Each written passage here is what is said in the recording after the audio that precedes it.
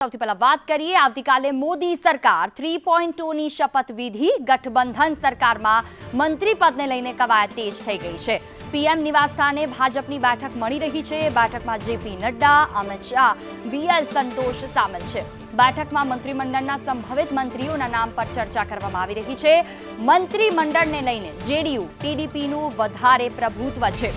TDP ने नवी सरकार में 3 मंत्री पद मળી શકે છે तो जेडीयू ने 2 વહેંચાય તેવી શક્યતા। एलजेपी, एनसीपी, शिवसेना ने एक मंत्री पद मળી શકે છે। जन कल्याण, जेडीएस, आरएलडी ने पण एक मंत्री पद मળી શકે છે।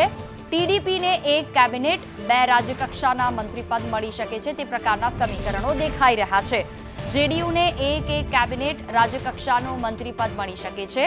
નાના પક્ષોને રાજ્યકક્ષાના મંત્રી પદ મળવાની શક્યતા છે। વધુ માહિતી સાથે दिल्ली થી संवाददाता अजय यादव हमारे साथ जुड़ा है। जी अजय, जिस तरह से बात करें प्रधानमंत्री आवास में बैठक बुलाई गई है, कौन कौन लोग शामिल है और जिस तरह से अलग अलग मंत्रालय लोगों को सौंपने की बात चल रही है, किसको कितना मिल सकता है?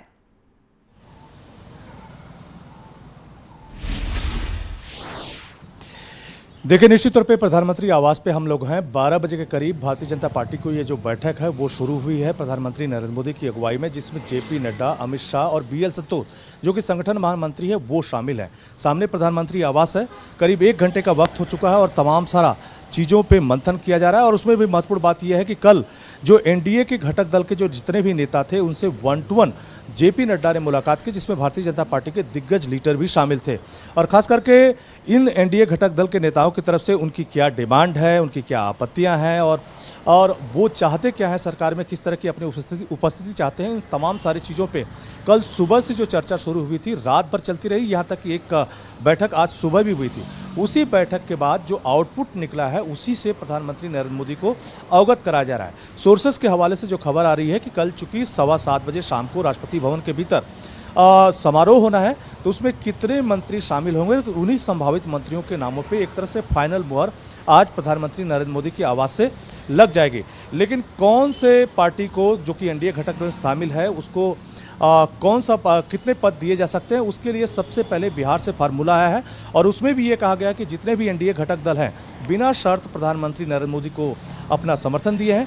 जिसमें बिहार से अगर बात करें तो कहा जा रहा है कि जिस तरह से विधानसभा में भारतीय जनता पार्टी और जेडीयू की उपस्थिति है, यानी बराबर बराबर कोटे से मंत्रियों को बांटा गया है, उसी तरह से यहाँ पर सेंट्रल गवर्नमेंट में चूँकि 12 सीटें जो है भारतीय जनता पार्टी ने वहाँ जीती हैं और 12 सीटें जो है जेडीयू ने जीती है, इसलिए वहाँ पर बराबर बराबर मंत्री पद का बंटवारा हो सकता है। और उसमें भी मुख्य बात यही है कि भारतीय जनता पार्टी की कोशिश है कि अगर भारतीय जनता पार्टी के कोटे से बिहार में किसी यादव जाति की अगर कैंडिडेट को या सांसद को अगर मंत्री बनाया जाता है तो जेडीयू ऐसा नहीं करे बल्कि दूसरे जाति समुदाय को प्रतिनिधित्व दे। इसी तरह से सभी जातियों का प्रतिनिधित्व एनडीए के घटक दल के रूप में पूरा बिहार में मिले, इस तरह की कोशिश की जा रही है। दूसरी बात अगर टीडीपी की बात करें तो निश्चित तौर पे सबसे ज़्यादा संख्या जो है मोदी मंत्रिमंडल में टीडीपी की होने जा रही है।